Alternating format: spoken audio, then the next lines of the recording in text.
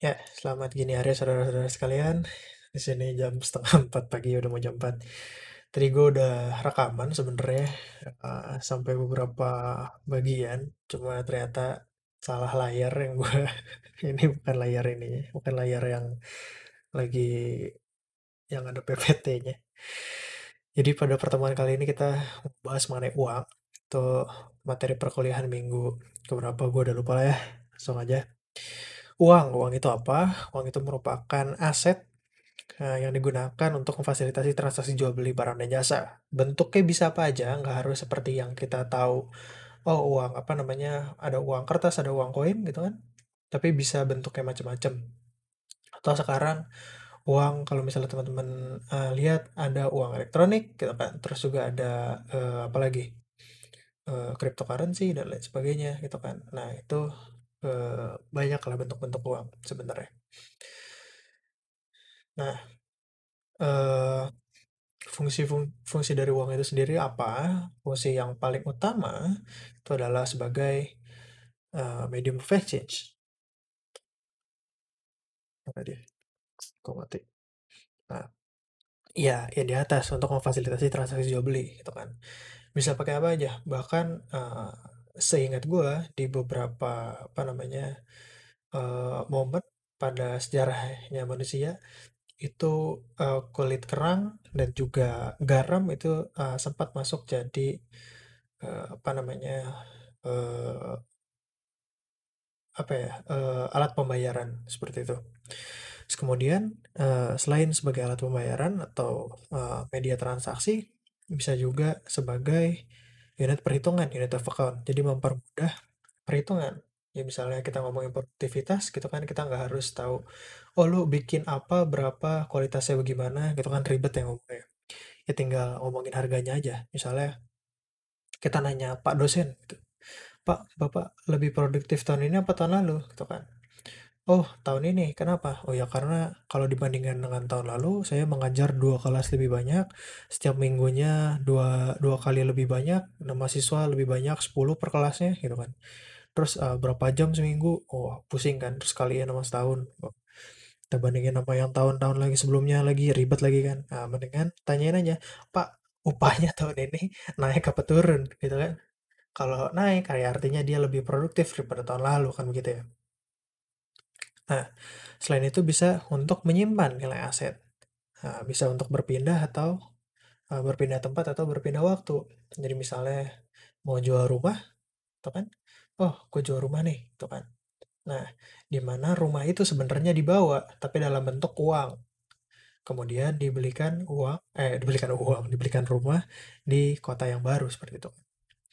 Dan juga liquidity memudahkan konversi aset. Tadi misalnya, ya, yang tadi rumah itu kan kita mengkonversi aset untuk bisa berpindah gitu. Kita simpan, misalnya mau kita simpan seperti kita kantongin gitu lah ya. Kalau misalnya kayak Doraemon mungkin bisa rumahnya kita bawa ya.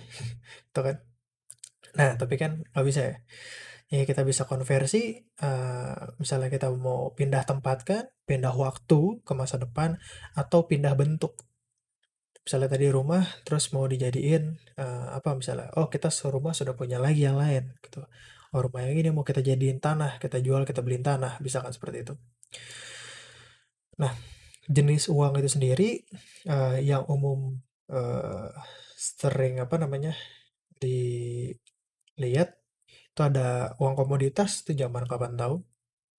Tapi ini mulai rame lagi sebenarnya uang komoditas. Contohnya uang emas, uang perak, tembaga.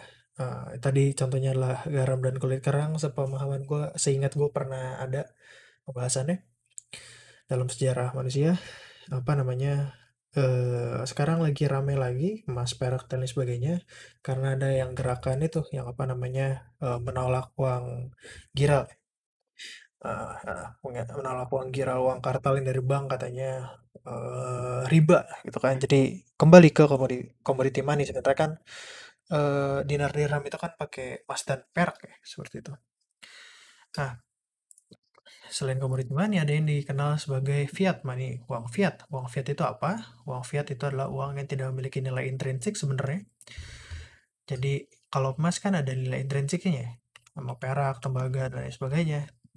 Nah, kalau uang yang kita kenal gitu kan, uang kertas, uang koin mungkin masih ada walaupun kecil gitu kan, tapi masih jadi uang karena regulasi pemerintah. Contohnya adalah uang kertas tadi, uang logam, dan juga token. Tuh, di mana, oh ini pembayaran ini bisa di apa ya, dilakukan menggunakan token gitu kan. Lu beli listrik kemudian dikasih token gitu kan. Terus sebenarnya kan kayak apa namanya, pembayaran juga kan. Lu membayarkan kepada si mesin listriknya itu, masukin token, terus lu berhak untuk menggunakan listrik. Kalau enggak nanti diputus sama mesinnya. Nah, seperti itu. Ini kalau kita lihat, sebenarnya ada yang disebut dengan M1 dan M2. Apa itu? M1 sebenarnya ada dulu, gua nggak ada ini ya. M0, M1, M2 dan seterusnya. Bahkan gue pernah dengar, tapi gue nggak pernah lihat ini ya. Gue nggak pernah lihat laporannya. Ada yang bilang M itu bisa sampai 7 gitu ya. Tapi gue nggak pernah baca laporannya. Nah, yang paling mendasar itu adalah uang yang dikategorikan sebagai M0. M0 itu apa? Itu adalah uang kertas dan logam. Atau kita kenal sebagai uang kartal. Nah, kalau bahasa Inggris itu kita kenal sebagai currency, kartal. Nah, itu adalah uang yang paling sederhana. Kemudian, jadi semakin ininya semakin kecil, itu menandakan dia semakin apa namanya?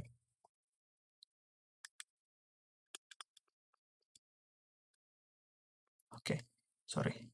Dia menandakan semakin liquid, semakin mudah digunakan. Nah, M0, uang kartal, uang kertas dan logam ini adalah yang paling mudah ditransaksikan, di mana uang kertas dan uang logam itu diterima di mana-mana. Itu kan, nggak ada tempat yang yang tidak menerima pembayaran menggunakan uang kertas dan uang logam. Tapi ketika kita eh, naik menjadi M1, ada jenis uang lainnya. Contohnya di sini adalah demand deposit, tabungan kalian. Itu kan bisa ditarik pakai kartu debit, kartu kredit, dan kartu kredit. Itu hitungannya kayak ngutang sebenarnya ya. Cek dan checkable deposit lainnya, ya, jadi bisa ditarik kapan aja ketika ada ceknya. Nah, eh, itu lebih sulit untuk ditransaksikan. Kenapa? Karena warung-warung pinggir jalan tentu tidak menerima pembayaran melalui apa namanya, cek gitu kan. Kasih cek, Pak saya mau beli rokok, itu kan Samsung satu bungkus, bayarnya pakai cek. Wah, ribet kan. Atau bayarnya pakai kartu debit. Nah, banyak warung-warung gitu kan nggak menerima ya. Nah, terus juga jadi kalau misalnya mau ditransaksikan itu relatif lebih sulit. Nah, yang lebih sulit itu adalah M2, di mana mungkin apa namanya, selain dari semakin banyak yang tidak menerima, selain itu mulai ada jangka waktu ketika sampai dengan aset tersebut bisa digunakan secara leluasa. Contohnya di sini adalah misalnya, nah, deposito, terus ada misalnya duit di apa namanya, reksadana gitu kan. Nah, itu sampai apalagi kalau deposito kan deposito berjangka gitu kan. Nah, itu tuh untuk digunakan sampai dengan uang tersebut bisa dibelanjakan secara sederhana, itu kan waktu jatuh temponya itu kan lebih panjang daripada demand deposits, di mana demand deposits kalau lo butuh sekarang nggak bisa digunakan gitu kan, bisa tinggal transfer aja atau tinggal tarik di ATM gitu. Nah ini kalau ya ganggu ya, mana ini ya, oke sih deh. Dihapus dulu. Nah ini gue ngambil dari mana ya, gue lupa nih. Contohnya M1 sini currency in circulation, sini M0 sama overnight deposit, jadi lu bisa mengambil kapan aja gitu kan. Lu masukin hari ini di bank kalau misalnya masih pakai teller gitu kan, ya besoknya atau bahkan setelah itu pun bisa diambil gitu kan via ATM. Nah, kalau M2 itu lebih jangka panjang, lihat sini ada fixed term deposit kurang dari 2 tahun atau deposit with notice kurang dari 3 bulan. Jadi udah di jangka waktunya, jangka waktu temponya. Dan juga eh, yang M3 itu lebih panjang lagi, money market funds, repurchase agreements, debt insurance yang kurang dari 2 tahun. Mungkin kalau misalnya M4 itu lebih dari 2 tahun mungkin ya, jadi panjang sekali waktunya sampai dia bisa menjadi M0 kembali atau ditransaksikan secara sederhana lah, diterima oleh banyak ini.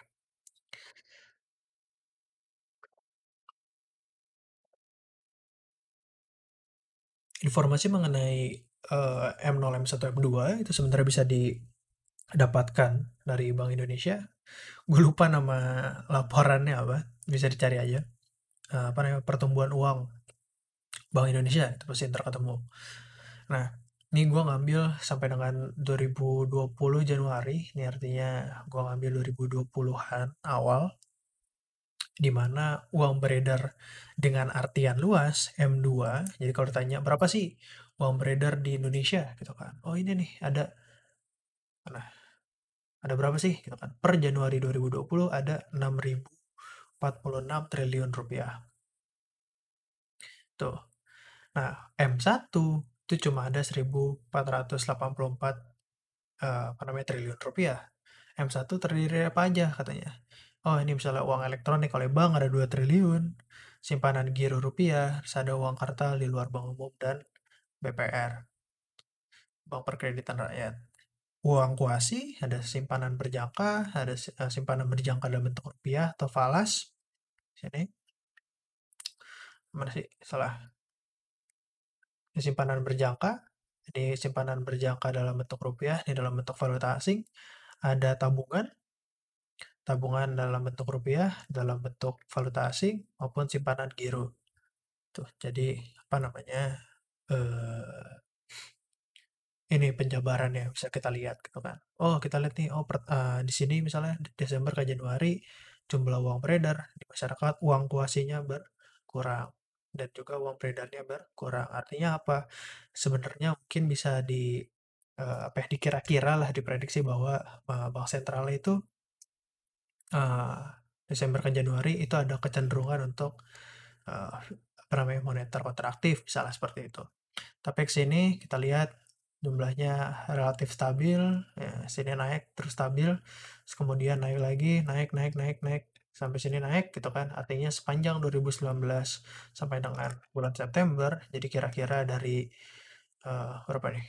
Sampai dengan kuartal 3, itu Bank Indonesia sedang melakukan kebijakan moneter ekspansif gitu kan. Sementara di sini kontraktif seperti itu. Itu bisa apa namanya? Kita lihat sebenarnya melalui ini.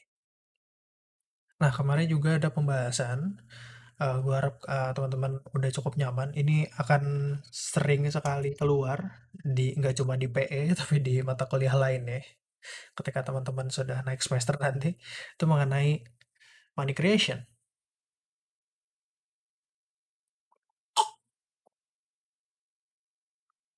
Sorry, minum, haus. Nah, di money creation ini, itu sebenarnya gimana sih? Tadi kan uang itu nggak cuma, eee, dari pengertian uang itu bisa dalam sempit, bisa dalam luas gitu kan. Itu nggak cuma M0 doang, nggak cuma duit yang sehari-hari lu lihat, tapi juga ada simpanan, simpanan juga dihitung sebagai uang. Nah, ada tabungan dari simpanan berjangka, tabungan gitu kan, ada giro atau apa namanya, deposito dan lain sebagainya itu dihitung sebagai uang. Nah, apa sih maksudnya penciptaan uang atau apa namanya, eh money multiplier? Jadi kenapa sih uang itu bisa berkali-kali lipat? Jadi katakanlah Peruri, apa namanya, percetakan uang itu cuma nyetak sebesar 100. Kalau sini satuannya dolar, katakanlah $100 ya. Wah, ada SMS jackpot jutaan rupiah main slot games. Nah, kemudian ada yang dikenal dengan nama reserve. Reserve ini merupakan uang yang disimpan di bank. Kita asumsikan aja dia taruh di berangkas. Kenapa ada reserve? Reserve itu sebenarnya ada reserve requirement ratio, jadi rasio minimum sekecil-kecilnya yang bank itu harus punya di berangkasnya lah seperti itu. Seminimal-minimalnya katakanlah 10% sini. Kenapa ada seperti itu? Karena takutnya sewaktu-waktu itu apa namanya, sewaktu-waktu akan terjadi penarikan oleh orang dengan jumlah banyak tuh. Nah, sehingga harus tidak-tidaknya bank umum ya, bukan Bank Indonesia, bank umum itu punya simpanan sekian persen. Nah, sini contohnya 10%. Jadi dari deposit 100% disimpan di bank 10%, ini kan uang juga dihitungnya $10. Kemudian sisanya itu kan digunakan untuk usahanya bank. Usahanya bank bisa investasi atau dipinjemin. Sehingga sekarang uangnya yang terhitung masih $100, ya kan? $10 sini dan $90 sebagai pinjaman. $90-nya udah keluar di masyarakat, dipakai dan lain sebagainya, akan masuk ke rekening dari masyarakat masing-masing lagi kan yang megang duitnya. Kemudian dari $90 tersebut, nah pas masuk bank yang kedua gitu. Oh, ada $90 nih masuk, $9 ya disimpan. Sehingga sekarang uang yang tercatat di bank ada $19, ya kan? Nah, yang dicatat sebagai reserve ya, catat sebagai pinjaman ada lagi nanti kan. Nah, terus kemudian ada uang yang dipinjamkan sebanyak $81 gitu. Nah, jadi apa namanya, proses money creation ini eh, apa ya? Bisa dikatakan eh, jadi udah tadi dari 100 dalam bentuk kayak deposit, terus ada reserve sebanyak $10, terus ada tabungan masyarakat gitu kan. Kan dia masyarakatnya nabung nih $90. Itu kan uang juga kan. Tapi kemudian ada reserve itu dihitung juga sebagai uang gitu kan. Terus nanti $81 keluar, terus ditabung lagi masyarakat, tabungannya dihitung juga sebagai uang sini kan. Nah, artinya jadi uangnya dari yang secara fisik cuma ada $100, tapi secara pencatatan bisa jadi lebih dari $100. Nah, inilah apa namanya, proses dari money creation, penciptaan uang yang sebenarnya. Jadi kalau misalnya ditanya, oh uang di Indonesia per Januari 2020 itu ada 6.000 triliun. Apakah secara fisik ada 6.000 triliun? Enggak butuh sampai dengan 6.000 triliun gitu. Nah, sehingga perhitungan jumlah uang yang beredar dapat disimplifikasi. Ini perhitungannya. Jumlah uang beredar adalah jumlah deposito awal lah ya. Ya, bahasa kerennya high powered money per reserve ratio. Jadi kalau misalnya tadi ada $100 dengan 10% atau 0,1 kan. Nah, jumlah uang beredar yang akan selesai di akhir adalah 100 dikali 10 sama dengan $1.000. Jadi dari apa namanya, duit $100, duit kertas dan logam $100 yang dicetak sama peruri misalnya gitu, itu bisa apa ya, menciptakan uang di pasar itu senilai 1.000. Nah, ini adalah rumus ketika asumsinya ceteris paribus ya. Nah, tapi kalau misalnya kita ngerjain soal ya nggak apa-apa, pakai ini aja. Tapi kalau misalnya kita lagi mau apa namanya, eh, menghitung dengan apa ya, realistis, sebenarnya rumusnya nggak seperti ini. Kenapa? Karena ini dengan asumsi semua uang yang keluar itu masuk lagi ke bank gitu kan. Reserve-nya semua bank itu nurut 10%. Nah, tapi ada yang namanya currency drain. Jadi ada uang yang keluar dari bank menuju masyarakat enggak 100% kembali ke bank. Jadi bisa jadi si $90 ini yang kembali ke masyarakat itu pas masuk ke sininya enggak $90. Tuh. Kenapa? Karena ada yang katakanlah nyelip di celana, ya kan? Ada yang naruhnya di brankas rumah sendiri. Kan biasanya koruptor-koruptor kalau pas ditangkap kan duitnya cash ya. Itu kan. Jadi nggak masuk lagi ke rekening.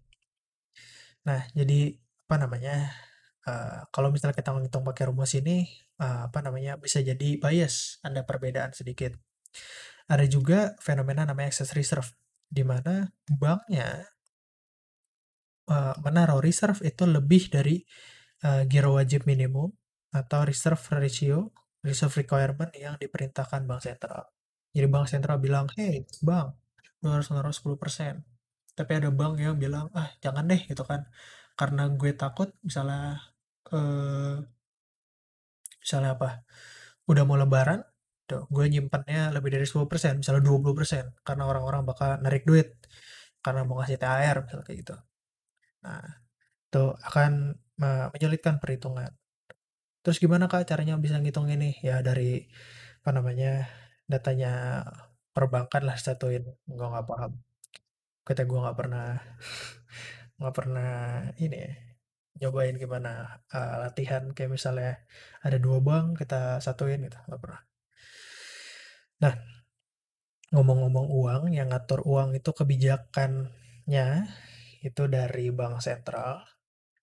Bank sentral di Indonesia itu Bank Indonesia. Bank Indonesia punya apa ya, wewenang lah itu untuk melaksanakan kebijakan moneter. Itu dia mengatur jumlah uang moneter. Nah, instrumen kebijakan moneter di Indonesia yang umum, yang apa ya bahasanya, gue lupa deh. Kebijakan moneter yang eh, gue lupa ada yang umum dan tidak umum. Yang penting yang umum yang biasa itu adalah kira wajib minimum tadi reserve requirement ratio. Jadi berapa sih minimal reserve yang dimiliki oleh bank itu diatur sama bank sentral. Terus ada discount rate atau suku bunga bahasanya seperti itulah ya. Kalau di Indonesia namanya BI 7 day reserve repo rate. Dulu namanya BI rate. Terus bisa jadi Bank Indonesia itu menggunakan operasi pasar terbuka atau open market operation. Ini jual atau beli surat berharga.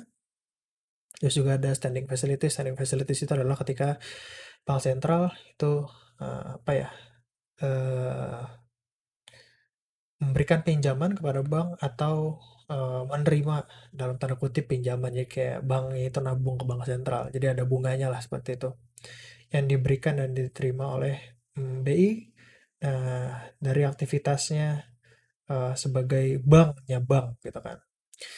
Seperti itu.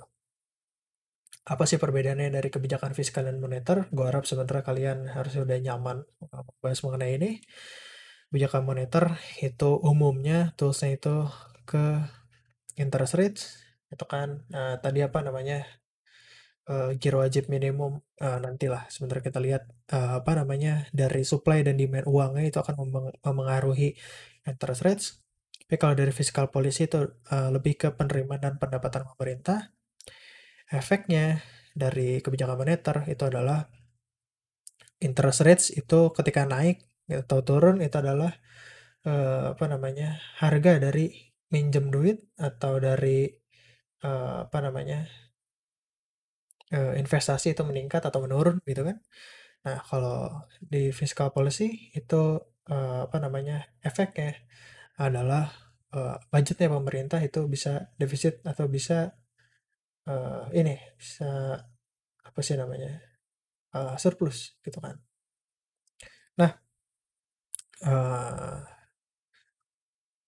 nggak terlalu sering dibahas lah. Distribusi akhir interest rate hit sama owners pada supply side limited impact tax sebagai efektif politics. Nah, liquidity trap nih yang cukup yang perlu kalian tahu juga.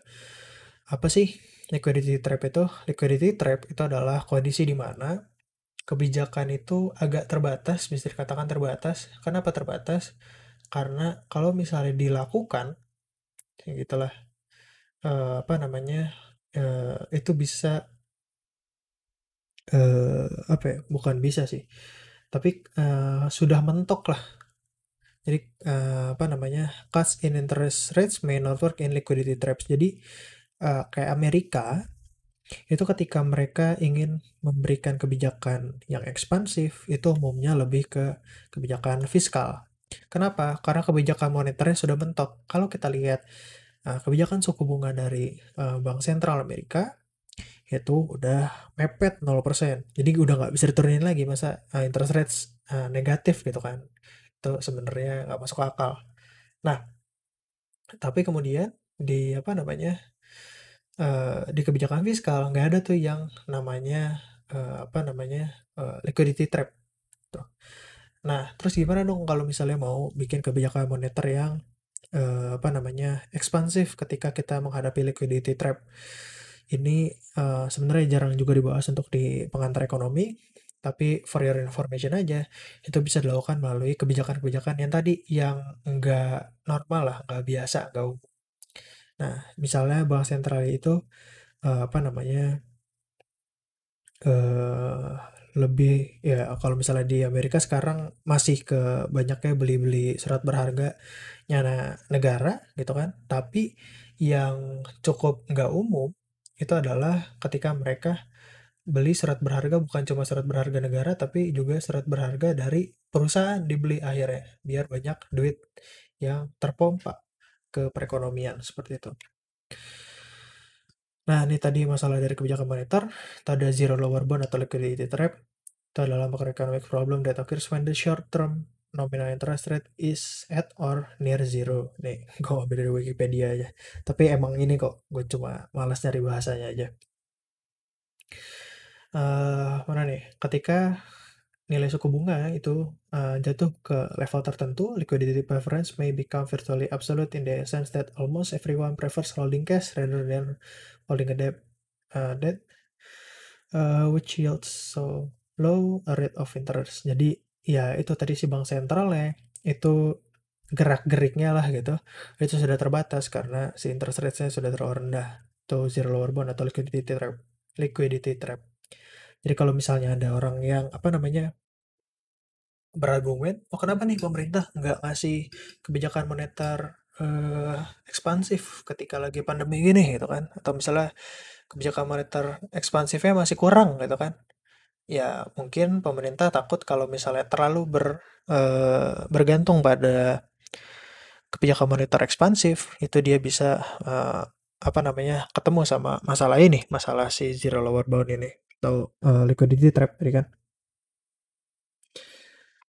Kemudian, nah kebijakan moneter itu ketika kita apa namanya menggunakan agregat demand dan agregat supply, itu dia menggeser kurva agregat demand. Umumnya hanya mempengaruhi perekonomian jangka pendek aja. Dan juga jangan lupa ketika kita ngomongin kebijakan, dampaknya itu apa ke sebuah perekonomian, itu ceteris paribus ya. Bisa jadi ada hal lain yang memengaruhi kondisinya. Jadi misalnya, kok kita udah moneter ekspansif, tapi kok perekonomiannya nggak maju-maju gitu kan, masih terpuruk gitu kan. Oh ya artinya ada hal lain yang sebenarnya yang memengaruhi gitu kan.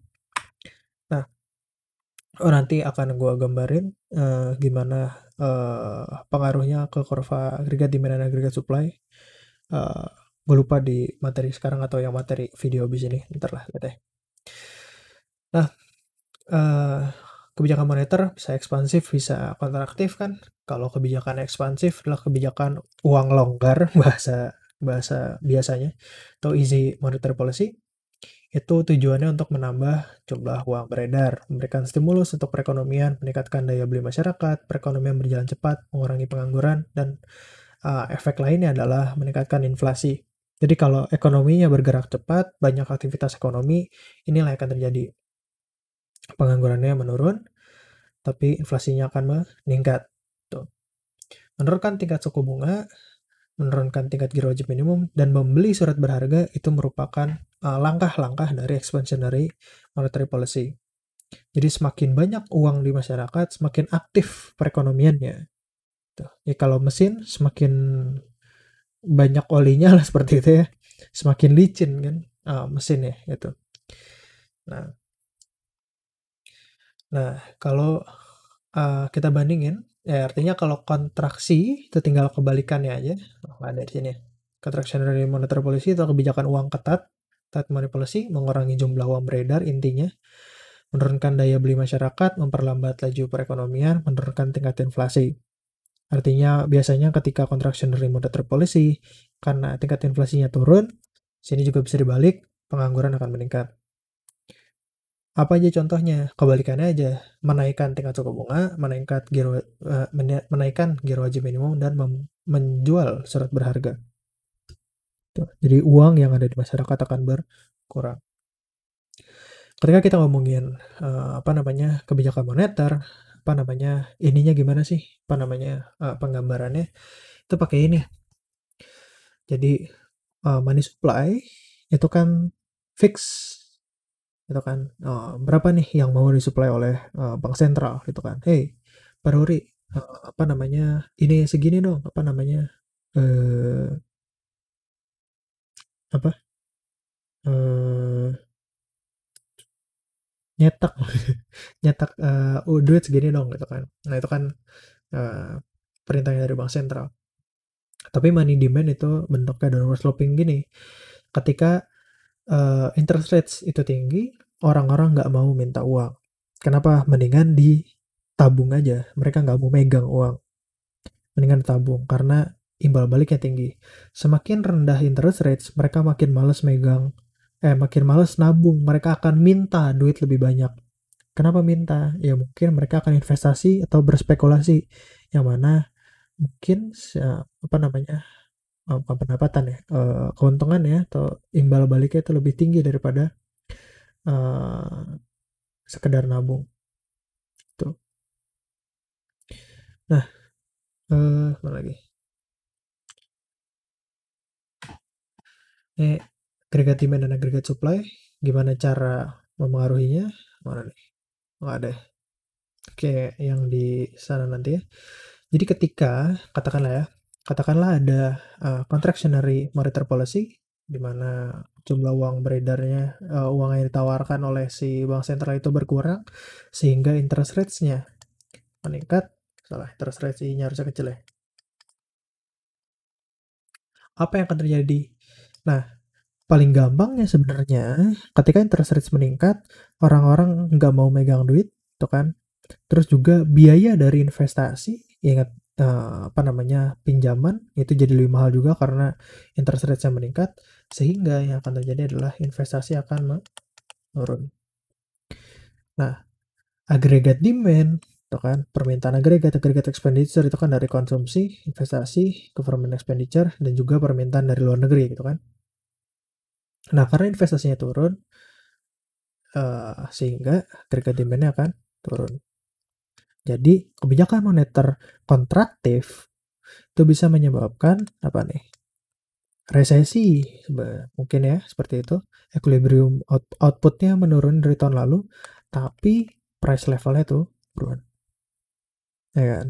Kalau kita balik, apa yang akan terjadi kalau misalnya bank sentral itu menaikkan jumlah uang beredar, misalnya di sini, sehingga interest rate-nya akan turun dari 5 ke 4% kalau gue gambar di sini kira-kira.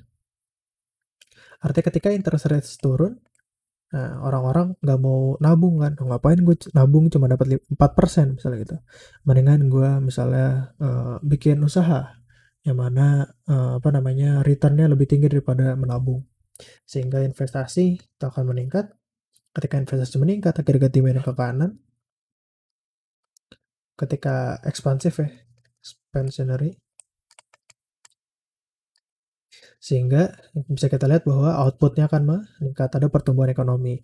Cuma trade off-nya adalah lo harus menghadapi inflasi. Tuh. Jadi bank sentral secara nggak langsung sebenarnya bisa memengaruhi output, tapi umumnya dia fokusnya itu ke tingkat inflasi dari tingkat harga. Uh, Kemarin juga bapaknya juga sempat kejelasin mengenai persamaannya Irving Fisher, MVPT. Jadi katanya kuantitas uang dikalikan dengan kecepatan perputaran uangnya untuk transaksi itu akan sama dengan tingkat harga di negara tersebut dari barang-barangnya dan berapa kali transaksi yang terjadi di negara tersebut. Nah, eh, ini contoh soal nanti aja.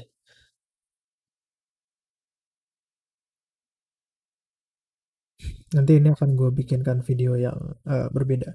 Nah, eh, apa namanya, eh, persamaan ini bisa kita gunakan untuk menganalisa banyak hal sebenarnya, gitu kan. Nah, misalnya, kalau misalnya dengan asumsi bahwa fee-nya itu tetap dan transaksinya itu tetap, maka kuantitas uang ketika meningkat itu akan menyebabkan peningkatan dari harga, ya kan. Nah, ini akan dibahas di video selanjutnya lah, di apa namanya, yang di pertemuan yang bab 30 kemarin. Nah, Dan gue juga akan bikin kan satu video yang isinya latihan-latihan soal yang pada masa-masa kemarin waktu ujian-ujian kemarin itu ada yang menggunakan MVPT ini dan apa namanya perhitungannya cukup menarik menurut gue. Nah, untuk sementara mungkin gitu aja, singkat jadi teori aja untuk apa namanya video kali ini. Kalau misalnya ada pertanyaan seperti biasa silahkan ditanyakan melalui line atau hit me up lah seperti biasa. Bentar lagi ujian, semangat. Nanti akan gue bikinkan lah apa namanya kita coba-coba soal ujian ya.